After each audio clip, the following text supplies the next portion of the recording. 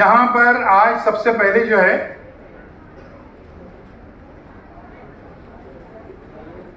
ये बताइए कि इल्म का हासिल करना जो है वो अल्लाह ताला को पसंद है कि नापसंद है? कोई सबूत उसका? और सबूत यह है कि अल्लाह ताला ने, देखो, कुरान का एक नाम किताब दुआ भी हो सकता है, और उसमें सारे पैगंबरों ने मांगी हुई दुआएं ही शामिल हैं। अल्लाह ने हमको ये दुआ भी सिखाई है जो सूरह ताहा सूरह नंबर 20 आयत नंबर 114 में वो दुआ है। और दुआ ये है, बहुत आम सी दुआ है, और उसका वो है रब्बि ज़िदनी इल्मा, ऐ मेरे रब मेरे इल्म में इजाफा फरमा। Oh my Lord enhance into my knowledge. आप में से कोई ऐसी दुआ करता है कि मेरे इल्म में कमी फरमा, मेरे को बेवकूफ़ बना दे, मेरे को यड़ा बना दे? ऐसी कोई दुआ करता है क्या? अल्लाह ने अगर हमको ये दुआएं नहीं सिखाई होती, इंसान को दुआ करने का सलीका भी नहीं है, दुआ क्या करना चाहिए, उसके हक में क्या बेहतर है वो भी पता नहीं रहता है।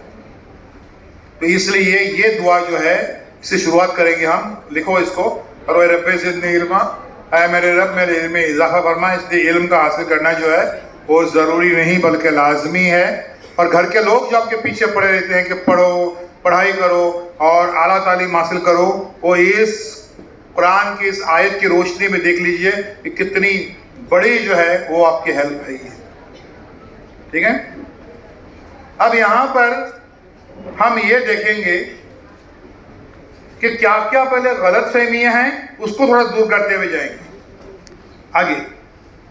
और गलत फहमी जो है अब नंबर 2 पे लिख दीजिए, और वो है कि इम्कानात। देखो, इम्कानात, अपॉर्चुनिटीज। क्या बात फैली हुई है सब जगह? बेकारी है, कहीं जॉब्स नहीं है, कहीं पर कोई मौके नहीं है, कोई इम्कानात नहीं है, वगैरह वगैरह। इसकी सच्चाई क्या है? और उसमें वो मिसाल ये देते हैं कि कुछ डॉक्टर ऐसे बने हैं, डॉक्टर हैं, और वो जोमेटो पे पिज्जा और पास्ता डिलीवर कर रहे हैं, यानी इंजीनियर्स हैं, उनको जोमेटो पे पिज्जा और पास्ता डिलीवर कर रहे हैं, वगैरह वगैरह। जॉब्स नहीं है, बीकॉम है, पियोन बने हुए हैं, वगैरह। ये बात झूठी नहीं है, ये सच है। लेकिन वो कौन से इंजीनियर्स उनको पिज्जा और पास्ता डिलीवर कर रहे हैं? जो अध पक्के अध जले इंजीनियर्स हैं, जिन्होंने जो है वो सही तरीके से स्टडी हासिल नहीं की है, जिन्होंने मेहनत से नहीं किया है। केटी पे केटी लगी हुई है, उनकी एक मार्कशीट, 1 साल की मार्कशीट 2 होने की बजाय 2 से 4 मार्कशीट है। उनका रिजल्ट सही नहीं है। फिर उनकी जो कामयाबियां हैं वो सिर्फ किस हद तक हैं कि मार्कशीट के हद तक हैं। अभी सिर्फ मार्कशीट से जॉब नहीं मिल रहे हैं, हम बताएंगे आपको इस ताल्लुक से। जैसे कि इंजीनियर है, आपकी मार्कशीट, सबकी डिस्टिंक्शन है, सब 9.5 के ऊपर सबका स्कोर है, तो फिर जब ऐसी टाई होती है तब मुकाबला किससे होता है? 2 चीजों से होता है बच्चों, मैं मिसाल दूंगा उसकी। एक है ग्रुप डिस्कशन, से पहले नाम सुन के रखो, ग्रुप डिस्कशन, और दूसरा है इंटरव्यू। उसके जरिए से आपको जॉब मिल रहे हैं। अभी मैं मिसाल दूं, यानी क्या मतलब हुआ? ग्रुप डिस्कशन और इंटरव्यू में क्या चेक किया जाता है? आपकी मार्कशीट खाली नहीं, आपका कम्युनिकेशन स्किल, आपकी बात करने का सलीका, आप में जो है अपनी बात रखने का, अपनी बात मनवाने के कितना आपके पास में ताकत है, तो वो भी आपकी होनी चाहिए। अब मैं इससे मिसाल दूंगा, मैं एक पहले गलत फहमी आपकी दूर करता हूं जो आप सुन रहे हैं बाजार में, मार्केट में, इसलिए छोटे मोटे कामों के पीछे भागते हैं। ग्रुप डिस्कशन में क्या होता है? सुन लीजिए, 3 जज बैठे रहते हैं, 10 बच्चे बैठे रहते हैं, और एक टॉपिक देते हैं। उस टॉपिक पर आपको डिस्कशन करने का रहता है, यानी बहस करने की रहती है, बहस और मुबाहिसा।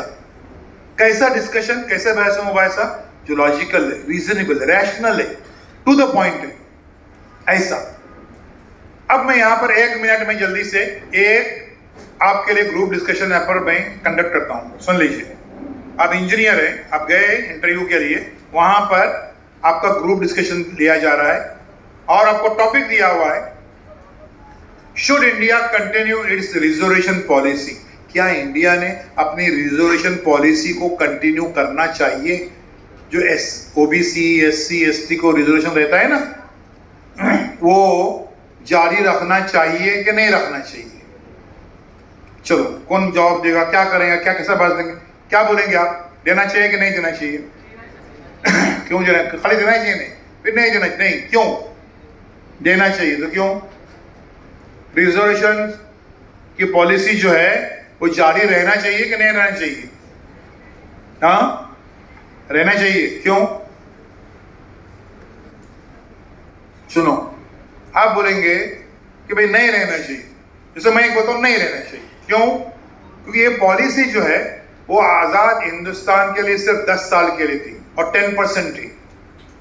अब हमको आजाद होकर 78 ईयर्स हो गए और अब ये पॉलिसी जो है वो बढ़कर 51% हो गई। तो उसमें क्या होता है, ये जो सही, मुस्तहक और ज़हीन और मेहनती बच्चे हैं उनका हक मारा जाता है, बराबर। इसलिए रिजर्वेशन पॉलिसी जारी नहीं रहनी चाहिए। लेकिन एक गांव से एक लड़का आएगा और वो आर्ग्यूमेंट करेगा कि रहनी चाहिए। हिंदुस्तान गांव में बसता है और वहां पर जो पिछड़े तबके के लोग हैं उनके साथ अभी भी नाइंसाफी हो रही है, जुल्म हो रहा है। उनको उनके कुएं से पानी तक नहीं दिया जाता है। उनके आंगन से गए तो आंगन पूरा साफ किया जाता है। आला जात के लोग जो है वो करते हैं। इस कदर जब छूत छात है तो हम आला तालीम कैसे हासिल करेंगे? इसलिए रिजर्वेशन पॉलिसी जो है जारी, मतलब बच्चों ये है, घर से ही आपको जो है तैयार करके जाने का है कि आप जो पॉइंट रखेंगे वो कितना दमदार है, कितने इस पर डेप्थ है, कितनी गहराई, कितनी गिराई, कितना नॉलेज है। लड़के लोग समझते हैं कि हमेशा ये करेंगे, आस्ते मानेंगे, बिल्कुल काय को नहीं होना चाहिए, कंटिन्यू रहना चाहिए, बोल दिया। ऐसा नहीं होता है। लॉजिकल, रीजनेबल, रैशनल ये डिस्कशन होना चाहिए। इंटरव्यू अब आता है अगला पहला। आप बता रहा हूं कि क्या जो अफवाहें फैली हुई हैं वो 2-3 मिनट के अंदर उन अफवाहों को पहले दूर करता हूं। इंटरव्यू में हमारे यहाँ पर जो ये नहीं ये होता है, बच्चे हमारे पास नहीं किए जाते हैं वगैरह वगैरह, और उसके लिए 2 मिसालें दी जाती हैं खासतौर पर, जिसमें एक है यूपीएससी का एग्जाम। नाम सुना है बच्चों आपने यूपीएससी का एग्जाम का? यूनियन पब्लिक सर्विस कमीशन, जिससे आदमी जो IAS IPS ऑफिसर बन जाता है और पूरे मुल्क को चलाता है, मुल्क की पॉलिसीज तय करता है। हमारे यहाँ पर हमारे माशरे में शिकायत है कि हमारे बच्चे प्रिलिमिनरी एग्जाम में पास होते हैं, इंटर के एग्जाम में पास होते हैं, लेकिन मेन एग्जाम में पास होते हैं।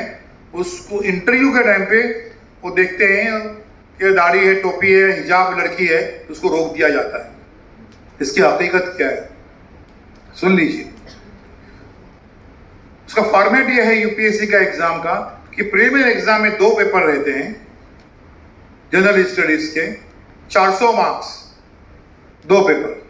मेन एग्जाम में 9 पेपर होते हैं, 1750 मार्क्स रहते हैं। और इंटरव्यू आखिरी स्टेज जो है उसमें सिर्फ 275 मार्क्स रहते हैं। अब फर्ज कीजिए कि इंटरव्यू, हालांकि ऐसा होता नहीं है, क्योंकि प्रीलिमिनरी एग्जाम और मेन एग्जाम तक किसी को मालूम नहीं पड़ता कि कौन हिंदू है कौन मुसलमान है। इंटरव्यू के टाइम पे जब आते हैं तब उसकी दाढ़ी, टोपी या हिजाब से मालूम पड़ता है। फर्ज कीजिए यहाँ जो बोर्ड बैठा हुआ है उसने तय कर दिया कि दाढ़ी टोपी वाला है, मदरसे का बच्चा है, इसको 0 देंगे, 0 तय कर दिया। ऐसा होता नहीं है, तय कर दिया तो क्या हो जाएगा? देखिए, वो पहले जो 2 एग्जाम थे 400 और 1750 मार्क्स, उसमें 1400-1500 मार्क्स लेने से आपको कौन रोके हुए? वो करने के बाद, वो हासिल करने के बाद अगर ये 275 में से 0 देते हैं तो इंटरव्यू लेने वाला बोर्ड जो है ना वो उल्टा हो जाएगा, पलट जाएगा। अरे बाप रे, इतने ज़हीन बच्चों को अपने 0 कैसे दिए? तो ऐसा नहीं होता है। ये एग्जाम्पल मैं इसके दे रहा हूँ, हायर स्टडीज के एग्जाम्पल की। मैं अपनी एक जाती मिसाल दूंगा। अल्हम्दुलिल्लाह मेरी 2 बेटियां हैं, दोनों डॉक्टर हैं। मेरी बड़ी बेटी ने JJ हॉस्पिटल से वहाँ से MBBS किया, मेरिट के ऊपर 1 रुपया खर्चा नहीं किया हमने, सही तरीके से मेरिट पे। फिर MD पे वहीं से दिया। और एमडी का जो रिजल्ट आया चंद साल पहले, आप गूगल पे जाके मेरी बेटी का नाम टाइप करेंगे, डॉक्टर मुजना मुबारक कापड़ी, तो आपको उसकी पूरी डिटेल मिल जाएगी कि एमडी का जब रिजल्ट आया तो अल्हम्दुलिल्लाह वो इंडिया के सारे मेडिकल कॉलेजेस में वो एमडी में टॉपर थी, अल्हम्दुलिल्लाह। समझ गए? अब इसका पहले एमडी का पहले एग्जाम का फॉर्मेट देख लीजिए क्या होता है। 4 पेपर होते हैं थ्योरी के 100 मार्क्स के, उसमें जितना लिखे उसमें फुल मार्क्स मिले उसको, ठीक है। फिर वाइवा ज़बानी एग्जाम होता है, इसमें 4 एग्जामिनर, चारों गैर मुस्लिम थे। मेरी बेटी मुकम्मल हिजाब में थी, तो वो और कोई रिकॉर्डिंग नहीं होती उस इंटरव्यू की, पूरे दिन इंटरव्यू चलते हैं, उससे कोई रिकॉर्डिंग नहीं। वो लिख सकते थे इस बच्ची ने एक भी सही जवाब नहीं दी, 0 कर सकते थे, लेकिन ऐसा नहीं होता है। जब रिजल्ट आया तो जो 2 गोल्ड मेडल थे थ्योरी की वो तो मिला ही मिला, वाइवा का ज़बानी एग्जाम का जो ये था गोल्ड मेडल वो भी मेरी बेटी को मिला, और मुकम्मल हिजाब में रहते हुए। इसका मतलब ये हुआ कि तासुब होता है, ठीक है, वो बाजी तरकारी बेचने वाले को मार रहे हैं, दुकान वालों को नाम पूछ के मार रहे हैं, वहां पर हो रहा है। एजुकेशन के फ्रंट पे कोई तासुब, कोई डिस्क्रिमिनेशन, कोई भेदभाव नहीं होता है, कोई चाहेंगे भी तो भी नहीं हो सकता है। फॉर्मूला से भी याद रखने का है, बिलफर्ज का तासुब होता भी है तो तासुब की जो दीवार है, भेदभाव की जो दीवार है, उससे बड़ी जम लगाने की, तासुब धरा के धरा रह जाता है। तो ये कहना कि यहाँ पर तासुब होता है, हमको इस मुल्क में कोई अपॉर्चुनिटी नहीं है, कोई नहीं है, गलत है। बच्चों मायूस मत हो जाओ, इससे बड़े बड़े आजमाइश अल्लाह ताला हमारी क्या पैगंबरों के ले चुका है। सारे पैगंबर किसी न किसी आजमाइश से गुजरे हैं, किसी को आग में धकेला गया, किसी को मछली के पेट में गया, किसी को कुएं में धकेला गया, किसी को जो है वो पत्थर मारे गए ताइफ में। सारे पैगंबरों की जो है वो आजमाइश, जबकि वो अल्लाह के चूजन बंदे थे, मुंतखब बंदे थे, उनके भी इम्तहान हो गया। हम किस कहत की मूल्य, तो वो सिर्फ इम्तहान है। आज कई लोग भाग रहे हैं कनाडा में, जर्मनी में, इधर उधर, ऑस्ट्रेलिया, न्यूजीलैंड वगैरह। बच्चों सुनो, आज भी यहाँ पर इंडिया में अपॉर्चुनिटीज हैं। जो भाग रहे हैं उसमें से 90% वो लोग हैं जो इनकॉम्पिटेंट है, ना अहल है, ना लायक हैं, वो आउट हो रहे हैं। यहाँ के नीट के एग्जाम से आउट हो गए, रशिया में जाके पढ़ते हैं और वहाँ की डिग्री यहाँ रिकॉग्नाइज नहीं है, फिर रशिया में जाकर सेटल हो जाते हैं, वहीं के रह जाते हैं। इसलिए ये पॉजिटिव बनी है कि यहाँ पर जो है एजुकेशन के फ्रंट पे किसी किस्म का कोई तासुब वगैरह नहीं हो रहा है। समझ गए? एक और गलत फहमी है, मैं पहले गलत फहमी ये करता हूँ ताकि आपको आसानी हो जाएगी, कि ये जो आला तालीम जो है बहुत खर्चीली है, बहुत खर्च हो जाता है, तो वो कहाँ से क्या हो जाएगा। देखिए आज अल्हम्दुलिल्लाह हमारी कौम के पास ऐसे ऐसे ट्रस्ट मौजूद हैं, इदारे हैं, अफराद हैं, और गवर्नमेंट की पॉलिसीज भी अभी बहुत फेवर में आ रही हैं। यहाँ पर प्रोफेशनल कॉलेजेस के लिए लड़कियों के लिए 100% तक फीस माफ है, और करीब अगले इलेक्शन तक लड़कों के लिए भी जो है वो 100% फीस माफ हो जाएगी। उसमें कोई आपको ये करने की ज़रूरत नहीं है, फिक्र करने की ज़रूरत नहीं है, सब आपको हेल्प करने को तैयार है। लेकिन ये है कि आपकी मार्कशीट जो है वो अट्रैक्टिव होनी चाहिए। अब बोलेंगे मेरे को 37% मार्क्स मिले हैं, मेरे को डॉक्टर बनने का है, तो क्यों बनाएंगे डॉक्टर? वो मरीजों की जान खतरे में डालने की है क्या? 87 वाला लाइन में खड़ा है, Why the girls over there? Why the hell you are talking and laughing?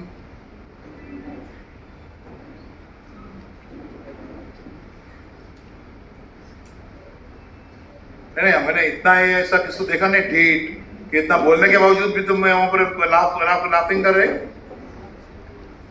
Separate हो जाओ, दो एक कहीं और जाए, एक पीछे जाए फौरन। You can't disturb. 99.99% बच्चे अटेंटिव हैं, तो एक नहीं, और वो भी लड़की, नामुमकिन।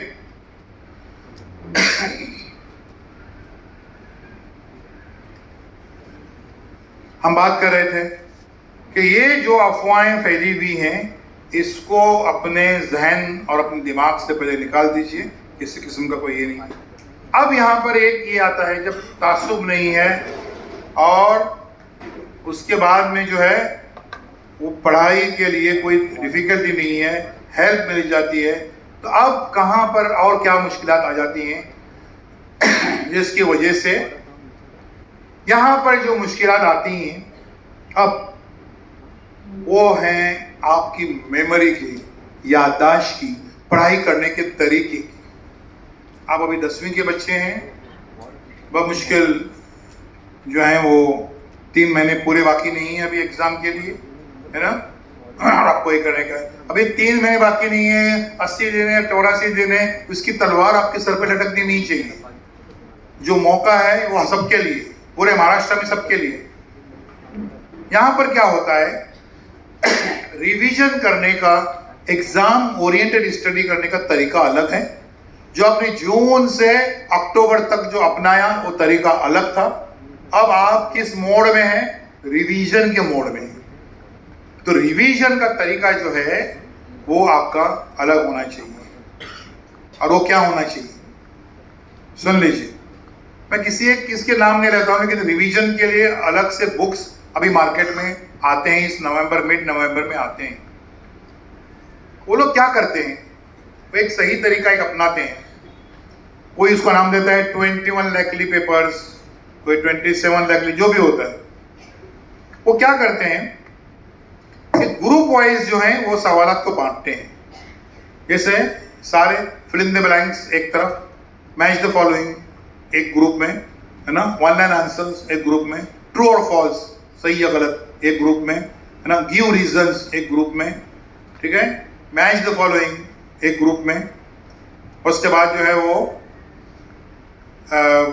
Right small notes, comparison, compare करो, डायग्राम्स एंड लॉन्ग नोट्स, ये तरीका इसमें होता है। यहां पर बच्चों ये जो एग्जाम आप मार्च में देने जा रहे हैं उसका एक पॉजिटिव पॉइंट ये है, सही या गलत वो स्कॉलर्स बैठ के हम लोग डिस्कस करेंगे कि इसको क्यों अपनाया गया, लेकिन वो आपके हक में बेहतर है कि लैंग्वेजेस को भी उन्होंने पॉजिटिव, ये जो है वो लैंग्वेजेस को भी उन लोगों ने ऑब्जेक्टिव टाइप का बनाया है, कुछ रट्टा मारने का नहीं, कुछ रटने का नहीं है। आप लैंग्वेज का पेपर लीजिए, उर्दू का लीजिए, इंग्लिश का लीजिए, उसमें से 90%, देखो ये ओपन बुक सिस्टम बनाया है, यानी उस सवाली पर्चे में 90% जवाब छुपे हुए हैं, खाली ढूंढ के लिखने के आपको। यहां तक कि स्टोरी लिखने के लिए क्या दिया रहता है, स्टोरी लिखने के लिए पॉइंट्स दिए रहते हैं, वेरी गुड, पॉइंट्स दिए रहते हैं, उसको जोड़कर आपको स्टोरी लिखने की है। रिपोर्ट लिखने की है, क्या दिया है, पॉइंट्स दिए हुए हैं। वर्बल से नॉन वर्बल या वर्बल या नॉन वर्बल से वर्बल बनाने का है, क्या दिया हुआ है, पॉइंट्स दिए हुए हैं, उसको लेटर लिखने का है, पॉइंट्स दिए हुए हैं, ये किया है, ठीक है। एडवर्टाइजमेंट तैयार करने की है, पॉइंट्स दिए हुए हैं, उसको मिलाकर ये कर लीजिए। अब यहां पर जरा सा आप आइडेंटिफाई कीजिए कि आप किसमें कंफर्टेबल हैं।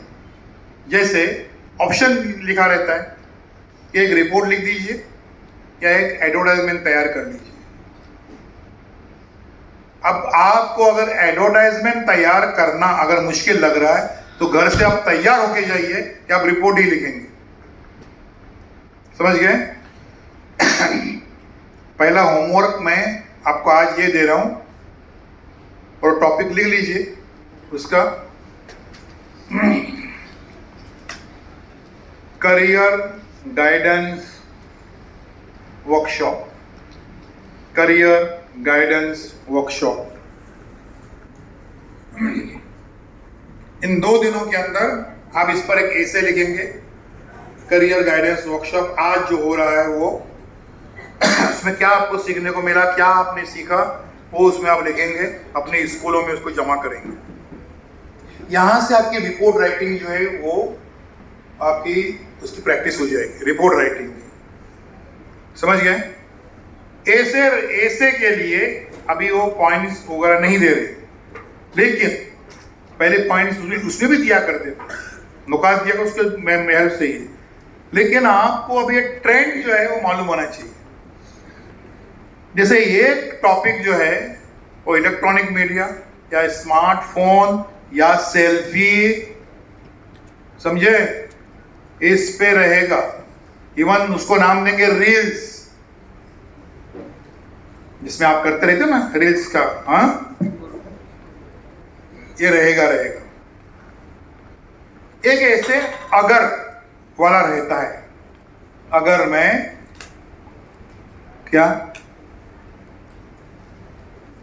क्या क्या क्या जहन में आपके, अगर मैं क्या, अगर मैं कैसे वजीर आजम बन जाऊं, हिंदुस्तान में कैसे वाट लगाऊं, ऐसे कुछ है क्या? हाँ, मिनिस्टर बन जाऊं और कैसे झूम झूम के पैसे खाऊं, ऐसा कुछ है? हाँ, तंजिया लिखने को आया, मजाया लिखने को आया, तो सब बिल्कुल ये करने की वो अलग बात है ना? अगर मैं साइंसदान हो जाऊं वो भी आ जाएगा, सभी हो जाएगा। एक सोचिए, भले मत लिखिए लेकिन सोचिए जरूर। अगर मैं साइंसदान हो जाऊं, अगर मैं वजीर आजम हो जाऊं, अगर मैं ये हो जाऊं, एक मजमून आपके जहन में होना चाहिए, अगर मैं टीचर बन जाऊं। बोलेंगे नहीं बाबा नहीं, टीचर तो बनने का नहीं अपने को, है ना? सुनिए, यहां बताऊं मैं असातिज़ा के जो वर्कशॉप्स होते हैं वहां पर उनसे मैं ये पूछता हूं सवाल, क्या आप अगर सब पूछते हैं तो अगर मैं उस्ताद हो जाऊं, इस पर कभी ऐसे लिखने को क्यों नहीं बोलते? Why you are not confident in your own field? अब जमाना चेंज हो गया, वो बेचारे अपने जमाने में सब वो रहे हैं किसी टॉर्चर का शिकार। अभी 7 पे कमीशन और 8 पे कमीशन जो है आ गया है, तनख्वाहें भी अच्छी हैं, इज्जत भी अच्छी है, सब कुछ है, अपॉर्चुनिटीज अच्छी हैं, और अच्छे टीचरों के लिए हर जगह पर वैकेंसी, अच्छे टीचरों की, ये भी याद रखिए। मैं करियर की बात करूंगा अभी थोड़ी देर में, तो बताऊंगा आपको। कोरोना से बहुत नुकसान हुआ, कई लोग के जॉब चले गए, क्या क्या हुआ। फिर कोरोना से एक फायदा भी हुआ, कुछ, हाँ, फायदा ये हुआ कि टीचिंग लाइन पे एक बाहर आ गई, अच्छे टीचरों के वाकई अच्छे दिन आ गए। क्यों? कोरोना की देन क्या है? ऑनलाइन पहले से था, लेकिन कोरोना की वजह से ऑनलाइन की ताकत हमको मालूम पड़ गई। क्या है? कोरोना की वजह से ऑनलाइन से जो है पढ़ाए जा सकते हैं all subjects, including mathematics, including science, including practicals, और एग्जाम भी हो सकते हैं, पेपर चेक भी हो सकता है, रिजल्ट तैयार भी किया जा सकता है। प्रोफेशनल कोर्सेज जो है उसकी स्टडीज भी पूरी हो सकती है ऑनलाइन से। ऑनलाइन की ये ताकत हमको मालूम पड़ गई। उससे क्या हो जाएगा कि वाकई अच्छे टीचरों के अच्छे दिन आ गए। ऑनलाइन जब पढ़ा रहे तो खाली बच्चा नहीं देख रहा, उसके पेरेंट्स भी देख रहे, कितना अच्छा पढ़ा रहे, कितने अच्छे एग्जाम्पल, कितने अच्छे एक्सप्लेनेशन, अच्छे टीचरों के वाकई अच्छे दिन आ गए। तो अकरबा परवरी जो है कि पहचान के ये या 5-5, 10-10 लाख रुपए डोनेशन लेके टीचरों को अपॉइंट करने का दौर चला गया। मैं खुद जहां पर चेयरमैन हूं हाई स्कूल में, जब ये कर देता हूं तो वो उनका बायोडाटा सीवी के साथ साथ बोलता हूं कि आप जो है वो आधे मिनट से लेकर 45 सेकेंड्स तक की एक वीडियो बना के लेके आ जाइए आपके टीचिंग इसमें। वहां से मालूम पड़ता है कॉन्फिडेंस लेवल क्या है वगैरह सभी। ये अच्छे दिन आ गए, पैसे भर के ही टीचर बनने का, ये करने का, ऐसी बात नहीं है। तो हम बात ये कर रहे थे कि इसमें हम ऐसे पे से शुरू किए थे बात। ऐसे अगर पे एक रहता है, कभी एक तंजिया मजाहिया रहता है ना? तंजिया मजाहिया रहता है। आमतौर पर जो पूछा जाता है, हमारे ज़माने से पूछा जा रहा है कि हमारे ज़माने से वो बीमारी, उफ ये महंगाई, उस वक्त से महंगाई है, अभी तक है। हालांकि हमारे ज़माने में जो है वो सिर्फ 1000 रुपये तोला, 1000 रुपये का तोला था सोना, है ना? अभी 1.25 लाख रुपए का तोला है ना? उसके बावजूद उस जमाने में था उफे महंगाई। इस किस्म के जब आप टॉपिकल एसेस लिखते हैं करंट अफेयर्स वाले, उसमें गवर्नमेंट का को कोसने का काम मत कीजिए, किसी को बुरा भला मत कहिए, सिस्टम को भी बुरा भला मत कहिए। है ना। लेकिन असली जो वजूहात हैं महंगाई के इसकी, है ना, कि हमारे उसमें आप एक लीजिए कि हमारे जो इकोनॉमिस्ट जो हैं, माहिर माशियात जो हैं, वो ज़्यादा मेहनत नहीं कर रहे हैं इन चीज़ों के लिए, इसलिए हमारी इकोनॉमी, हमारी माशियात जो है वो कहाँ जा रही है हमको इसका इल्म नहीं हो रहा है। शुरुआत यहाँ से कीजिए। माशियात जो है वो 9वीं और 10वीं से एक सब्जेक्ट शुरू होता है। ये सब्जेक्ट जो है लोअर लेवल से शुरू होना चाहिए और उस लोअर लेवल में बचत का तस्वुर जो है हमारे पर होना चाहिए। ये चीजें अपने ऐसे में मजमून में आप इसको ये कर सकते हैं। देखिए लैंग्वेजेस में कभी फुल मार्क्स नहीं मिला करते थे, अब मिलते हैं। गुज़िश्ता साल बच्चों एसएससी में गुज़िश्ता साल लगभग 700 बच्चों को, 714 ऐसा कुछ है, पूरे महाराष्ट्र में 100% मार्क्स मिले एसएससी में। 95% के ऊपर जो मार्क्स हैं वो 42,000 बच्चों को 95% से ज़्यादा मार्क्स मिले। अब ये जो पैटर्न चेंज हुआ, हमारे ज़माने में जो पैटर्न था उसका नाम था सब्जेक्टिव क्वेश्चंस, फिर 1986 में आ गया वो था ऑब्जेक्टिव सिस्टम। अब ये उसके बाद जो है वो लगभग 2010 में आया कि सुपर ऑब्जेक्टिव सिस्टम, उसमें 90% एक कॉमन सी बात हो गई। अब जो सिस्टम आप जिससे आप गुजर रहे हैं वो सुपर डुपर ऑब्जेक्टिव क्वेश्चन का सिस्टम है। मतलब अब आपका एडमिशन जो 100% से शुरू हो जाएगा, 97% पे बंद हो जाएगा। घबराने का नहीं, सबके लिए है वो। लेकिन सिस्टम में उन्होंने क्या चेंज किया है, ऐसे में मुझे याद है मैं जबरदस्त किस्म के ऐसे लिखता था, अभी जो मैं अखबार में लिखता हूँ उससे भी अच्छे ऐसे उस वक्त जमाने में हमको याद आते थे। हमारे टीचर कितना ही बेहतर लिखे तो 15 में से 12 मार्क्स देते थे, बेहतरीन ऐसे को। अभी वर्स्ट किस्म के ऐसे को भी 15 में से 15 मिलेंगे। वो उन्होंने सिस्टम बनाया है, उसका स्कोरिंग पैटर्न अभी आपका बहुत चेंज हो गया है। अब उसके लिए मेमोरी के लिए जो मैं कर रहा हूँ, मैं आपके पहले डाउट्स क्लियर कर रहा हूँ सब्जेक्ट वाइज कुछ बातें करने से पहले, और उसका नाम है, उस चीज को लिख लीजिए, और उसका नाम है smart study. Smart study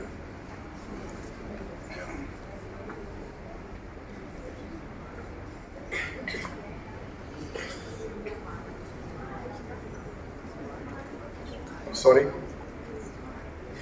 smart studies. कुछ ऐसी बातें हैं जो आपको याद नहीं रहती हैं, उसके लिए कुछ इलॉजिकल सी लगती हैं। क्या को याद रखना, कैसे याद रखने का? आपकी ज्योग्राफी में है, ज्योग्राफी में 2 कंट्रीज का मुआवजा किया गया है, कंपैरिजन किया गया। कौन से? इंडिया और ब्राजील। क्यों दोनों का क्यों मुआवजा किया गया? ब्राजील क्यों चुना उन्होंने? ब्राजील क्यों चुना लड़के लोग? जमहूरी हुकूमत सब जगह बहुत जमहूरी हुकूमतें हैं। यस,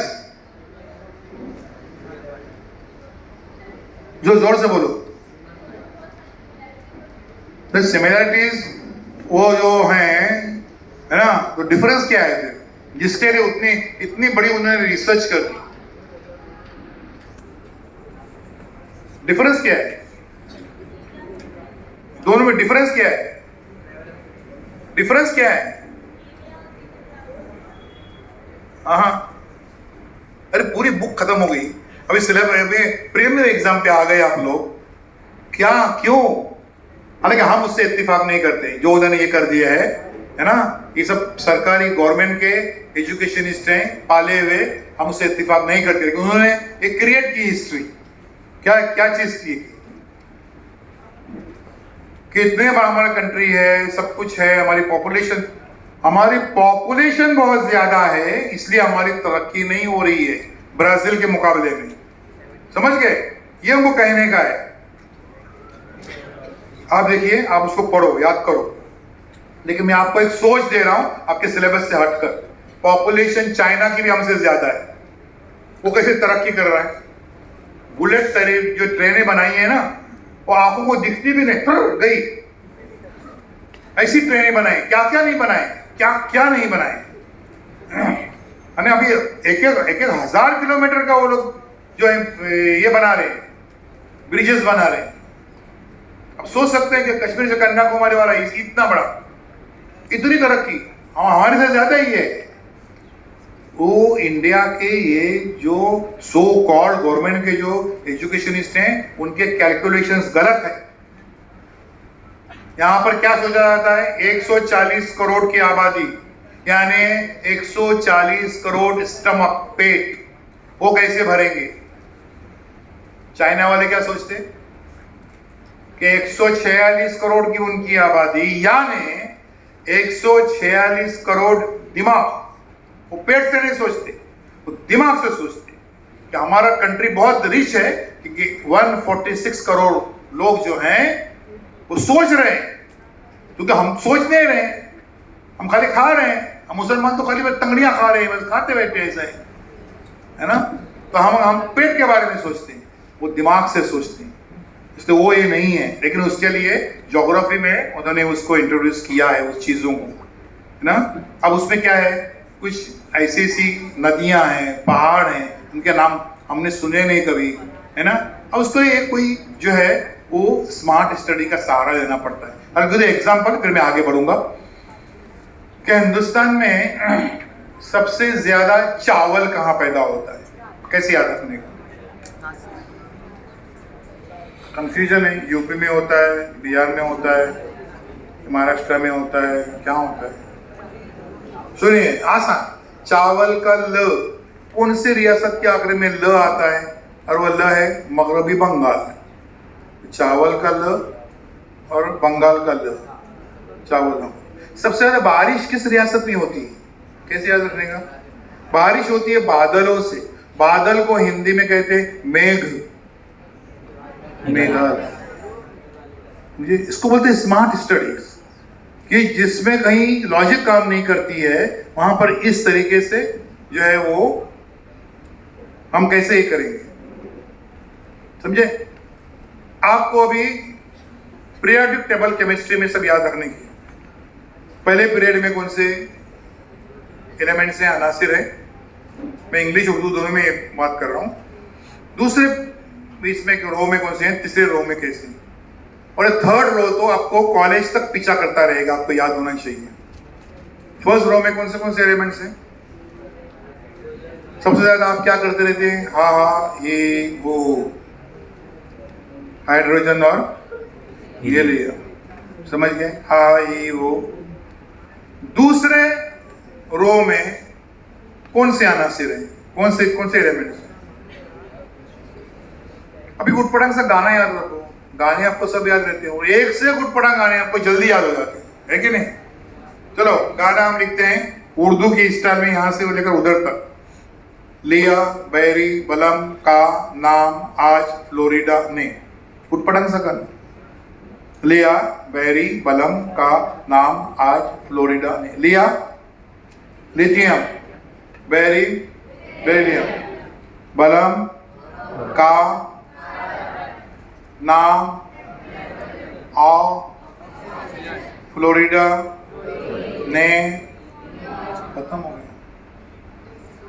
तीसरा रो, उसके एलिमेंट्स को याद रखने ही रखने, क्यों, क्योंकि इलेक्ट्रॉनिक कॉन्फ़िगरेशन मेरी छठी इसे बता रही है कि फरवरी में साइंस में पहली फिल इन द ब्लैंक्स आपको ये रहेगी, फरवरी 2026 में पहली ये कि क्लोरीन की इलेक्ट्रॉनिक तश्कील डैश है। 2 8 8 7 कैसे गिनने का, रट्टा मारने का नहीं।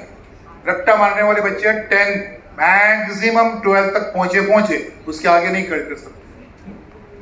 कैसे याद रखना, एक गुटपटांग सा गाना याद रखो, ना मांगू अल्लाह से पैसा, ना मांगू अल्लाह से पैसा, सोना चांदी आटा। गुटपटांग, हम हिदायत मांग रहे हैं, अपने कामयाबी मांग रहे हैं। ना मांगू अल्लाह से पैसा, ना यानी मांगू Mg मैग्नीशियम Al एल्यूमिनियम से silicon P phosphorus phosphorus chlorine से पैसा S sulphur sulphur P phosphorus सोना चांदी आटा सोना सल्फर चांदी क्लोरीन आटा आर्गन। अब सब में 2 8 2 8 2 8 रहता है 281 282 282 क्लोरीन आएगा तो 287 आ जाएगा। समझिए कितने आसान है ये, और ये सब जगहों पे करना पड़ता है। मेडिकल के स्टूडेंट जब मेडिकल में जाएंगे इंशाल्लाह, अब यहाँ से लेकर यहाँ तक बेशुमार हड्डियां हैं और हर हड्डी का नाम अलग है, और किसी हड्डी का नाम जो है वो किसी इससे मिलता जुलता नहीं है। उसके लिए आपको एक जिंगल बनाने पड़ती है खुद से, और याद रखना पड़ता है। समझ गए? ये जो है ये हर चीज में, हर सब्जेक्ट में इसको जो है वो ये किया जाता है, याद किया जाता है।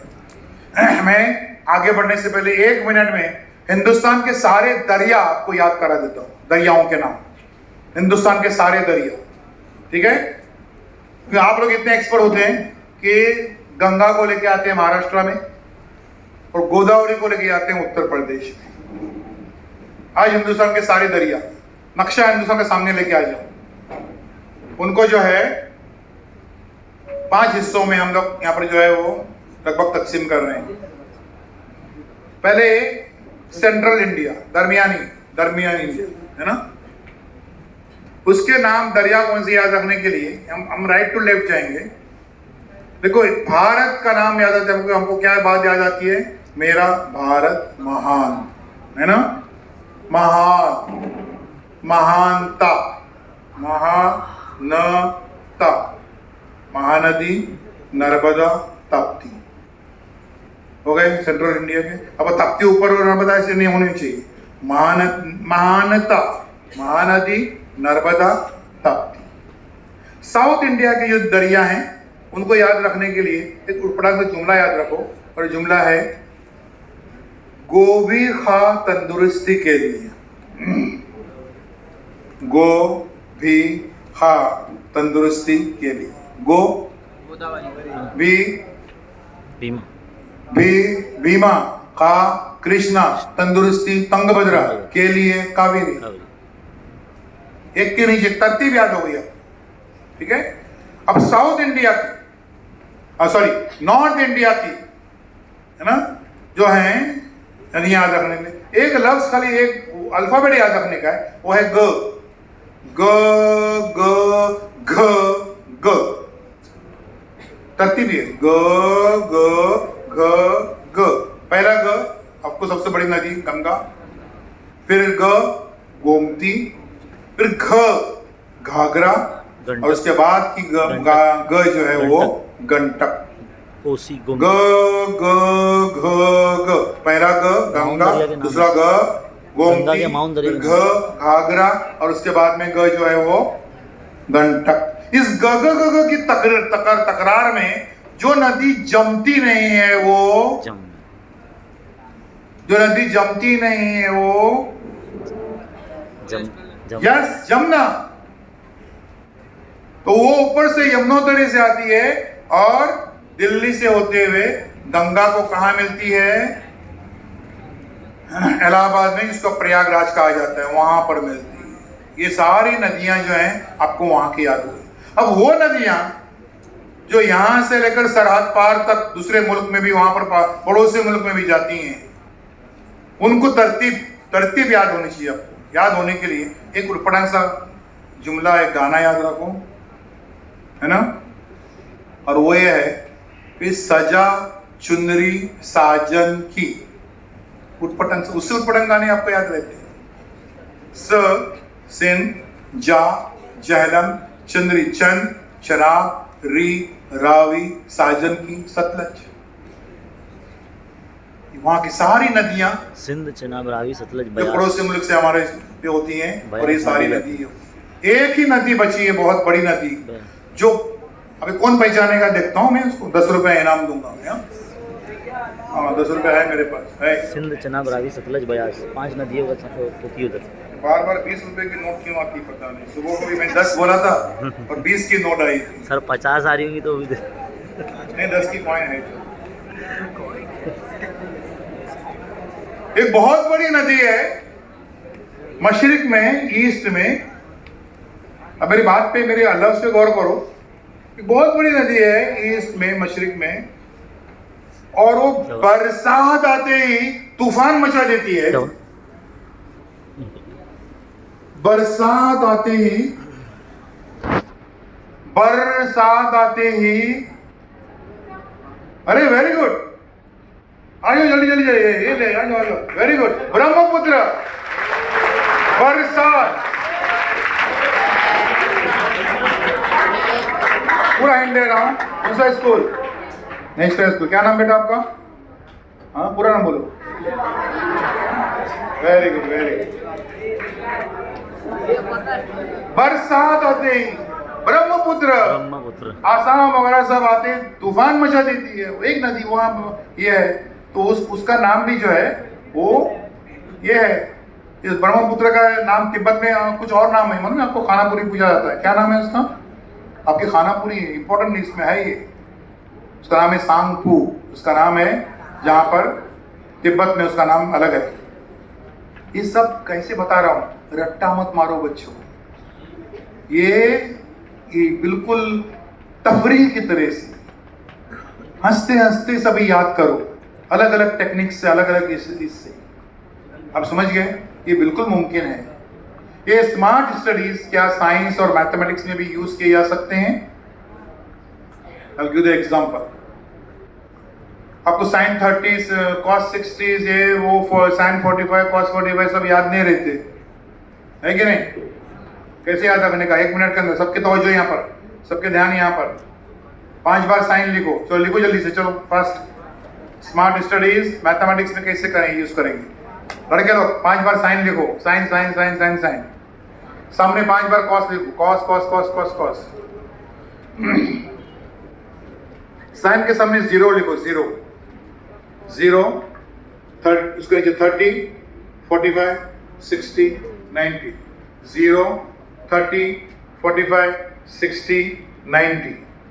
कॉस के सामने उल्टे जाओ, नीचे से ऊपर जाओ। 0 30 45 60 90। इक्वल के साइन दे दो सब में, बीच में सबके इक्वल के साइन। इक्वल इक्वल इक्वल, इधर भी इक्वल इक्वल कर दो। 5 बार साइन, 5 बार कॉस। 0 30 45 60 90। उल्टे जाओ। 0 30 45 60 90। इक्वल इक्वल टू साइन दे दो। बराबर? बात शुरू हुई 0 से, तो 0 साइन 0 इज इक्वल टू 0। समझ गए? 0 के बाद आता है 1, लास्ट में लिखो 1। 0 1। 0 और 1 के बीच में आता है हाफ, 1/2। नेक्स्ट लिखो 1/2। फौरन उसका जजर ले लो, उसका रूट ले लो, 1/√2। एक जगह बाकी बची है, एक जगह बाकी बची है, वो खाली आपको याद रखने की है, और वो है √3/2। √3/2। आई रिपीट, 5 बार साइन, 5 बार कॉस। 0 30 45 60 90। उल्टे जाओ। 0 30 45 60 90। Equal equal equal. बात शुरू 0 0 1 1/2 1/√2 √3/2। हो गए सब? याद हो गए सब आपको? अब इसकी मदद से आप tan cos, वो तो कोई बड़ी बात नहीं, मालूम कर सकते हैं। ये इसके पहले याद था आप लोगों को? 45 60 90 0 का ये किस मेथड से आपने याद रखे थे? रट्टा मारे थे तो उसको tan और cos से पहले, cos से मत जोड़ो पहले, समझे कि नहीं? वो आप पे कर सकते, लेकिन ये जो बेसिक है साइन और कॉस, इसको इस तरीके से याद रख सकते हैं। समझ गए? ये चीज साइंस में, उसके अलावा जो है वो आपके हिस्ट्री, ज्योग्राफी, इन सब में इसका इस्तेमाल हो सकता है। इंक्लूडिंग साइंस 1 साइंस 2 में भी काम की ऐसा यूनिट क्या है वर्क की? जूल। हाँ जूल। बोलो बराबर बोले, बोलो जोर। अब वो फिल्म स्टार याद है ना आपको, काजोल, काम जोल, काम की ऐसा यूनिट क्या है? जोल। इस तरीके से आप जो है वो स्मार्ट स्टडी से ये सारी चीजें याद रख सकते हैं। तो अपनी मेमोरी पे आप जो है वो ये मत करो, शक मत करो कोई, ठीक है। अब यहाँ पर जो बड़ा एक इश्यू आता है, मैं अभी करियर पे आने वाला हूँ लेकिन जो गलत फहमियाँ और जो मुश्किलात आपको जो आते हैं उनमें नंबर 1 जो सब्जेक्ट है उसका नाम है मैथमेटिक्स। हेडिंग लगाइए मैथमेटिक्स। मैथ्स के ताल्लुक से मैं बता रहा हूँ आपको क्यों मुश्किल लगता है और उसका हल क्या है, सॉल्यूशन क्या है, क्यों मुश्किल लगता है वगैरह। सुनो बच्चों, कई बच्चे जो हैं आगे जाकर साइंस स्ट्रीम में जाते नहीं है, कॉमर्स में जाते हैं ताकि मैथमेटिक्स से बचा जाए। आपको मालूम होना चाहिए कि कॉमर्स में जो बीके और इकोनॉमिक्स जो है वो पूरे के पूरे मैथमेटिक्स हैं। फिर सोचते कि नहीं हम ऐसा करते हैं आर्ट्स में जाते हैं, वहाँ मैथमेटिक्स है ही नहीं। आर्ट्स में जाने के बाद सबसे बड़ा करियर जो यूपीएससी है उसमें जो पहला पेपर जो होता है सीसैट का, उसमें मेंटल एबिलिटी टेस्ट है यानी मैथमेटिक्स। तो मैथमेटिक्स से आप नहीं भाग सकते। और क्यों भागना? तो मैथमेटिक्स इज देयर एवरीवेयर, याद रखो। कोई ऐसा कोर्स नहीं इस धरती पर, इंडिया में नहीं, इस धरती पर कोई ऐसा कोर्स नहीं है जिसने मैथमेटिक्स को, मैथमेटिक्स यानी क्या रहता है एक्चुअली? मैथमेटिक्स का मतलब होता है लॉजिक। लॉजिक नहीं है ऐसा कोई कोर्स नहीं है, इसलिए आप मैथमेटिक्स से मत भागो। और ये मैथमेटिक्स हमने दिया पूरी दुनिया को, ट्रिग्नोमेट्री हमने दिया, अलजेब्रा हमने दिया पूरी दुनिया को, और हम क्यों भागेंगे उससे? आज ये मैथमेटिक्स का खौफ डर आपका निकाल देते हैं ताकि आपको कॉलेज में आप बिला वजह मैथमेटिक्स मत छोड़ो। मैथमेटिक्स छोड़ के आप कहीं के नहीं रहते, समझ गए? तो उसके लिए आप क्या कीजिए, क्या वजह है मैथमेटिक्स का? ये लिख लीजिए। नंबर 1 मैथमेटिक्स आपने लिखा है,